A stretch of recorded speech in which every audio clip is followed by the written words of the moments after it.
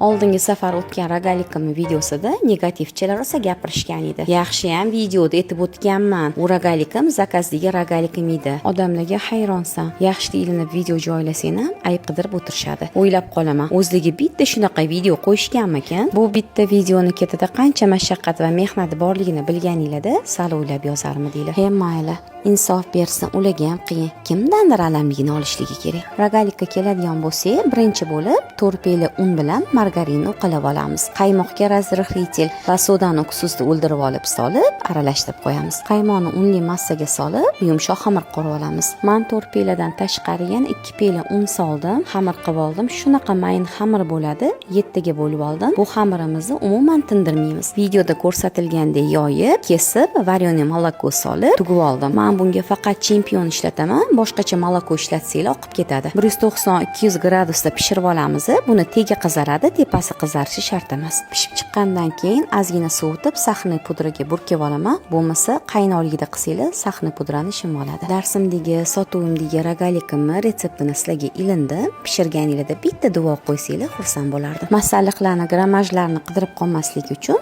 saqlangiz qilishni unutmanglar.